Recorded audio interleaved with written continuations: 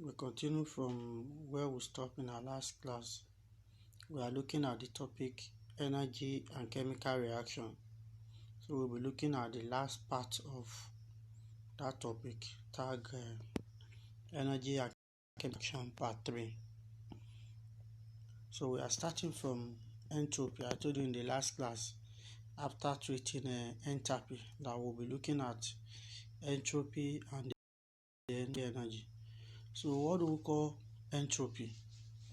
Here we say entropy is a tendency in nature for system to proceed towards a state of greater disorder or randomness.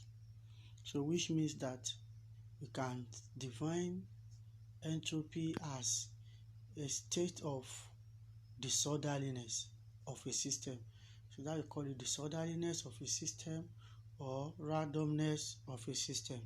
So entropy is a measure of the degree of randomness or disorder of a system. Entropy is an easy concept to understand when thinking about our everyday situation. Any situation that is not in order favors entropy. One thing is disorganized. The more disorganized a system is, then the higher the entropy of that system. Now, if you look at the figure I have here in the next slide there, look at this. This is a room setting, and if you look at the room A by the left, you can see everything is in order. The room is well arranged. Then in that situation, the entropy is low.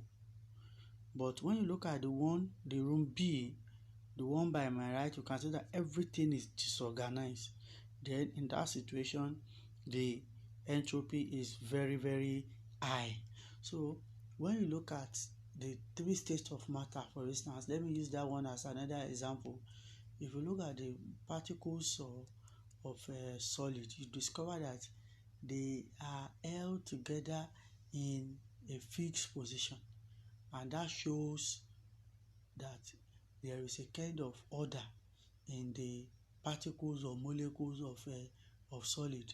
So in that situation, the entropy of such a solid will be low.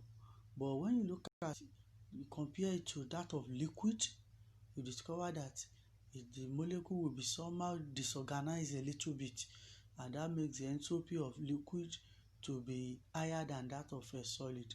But when you look at gaseous molecules, they move about randomly. There is no order. They are free. They move the way they want. Now that kind one shows a kind of increase in entropy.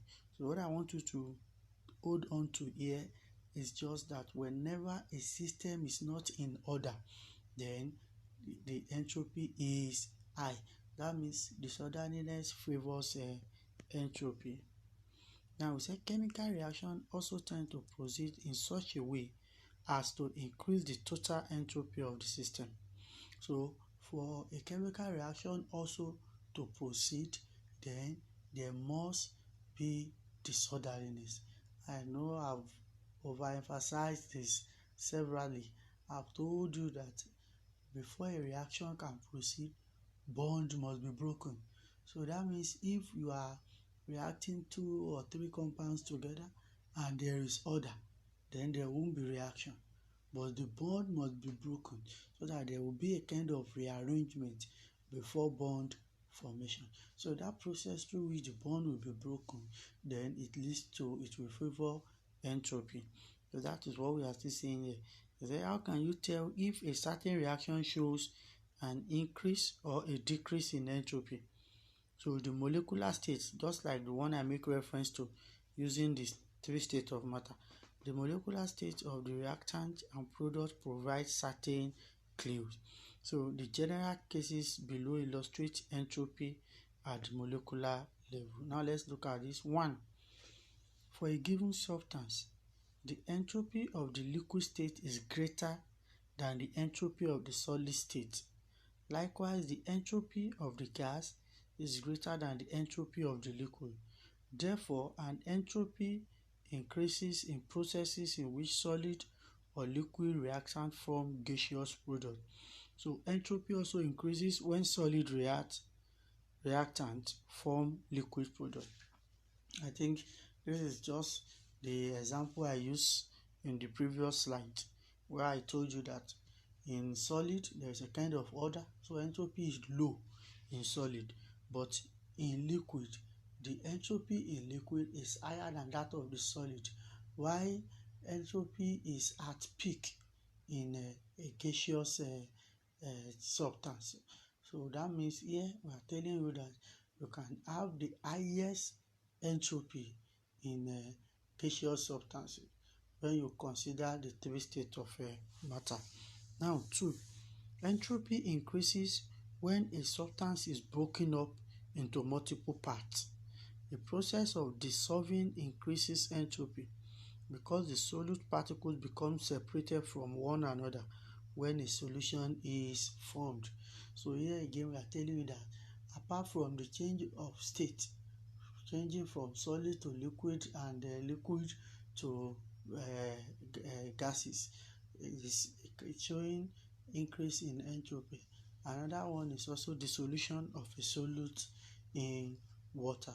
When you dissolve a solute in liquid, then let me just say, when you dissolve a solute in a solvent, then what you have is a kind of increase in entropy. Then entropy increases as temperature increases. An increase in temperature means that the particles of the substances have greater kinetic energy. The faster moving particles have more disorder than particles that are moving more slowly at a lower temperature. Now, in this place now, what I want you to understand here is that increase in temperature will also lead to increase in entropy and vice versa. Which means here, if you are increasing the temperature of any substance, what you are doing indirectly, you are increasing the kinetic energy. Just like the case of a solid matter, when you increase the temperature of the solid matter, what you are doing, you are increasing the kinetic energy of the molecules. Then when the molecules gain enough kinetic energy, they will be able to break away from each other, and at that point the solid will start to melt. And then what happens to their molecules? They will be in kind of disorder, rearrangement. Then there will be disorderliness in the arrangement of the particles, and that will lead to increase in entropy. So the higher the temperature, the higher the entropy of a system. Then the fourth one, entropy generally increases in reactions in which the total number of product molecule is greater than the total number of reactant molecules. An exception to this rule is when a gas is being produced from non-gaseous reactant. So in this case now, that we are telling you also that when the number of molecules of the product is higher than the number of molecules of the reactant, then you have a kind of increase in entropy, except a situation whereby you are producing a gaseous substance from a non-gaseous reactant. Okay, let's look at this example. The examples below will serve to illustrate how the entropy change in a reaction can be predicted. Now look at this now.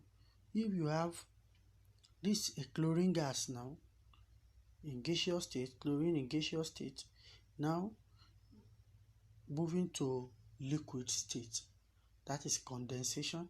So a condensation reaction, what do you think? Would that make entropy to increase or decrease? If you look at it very well, there will be decrease in entropy when you are changing a substance from a gaseous state to a liquid state.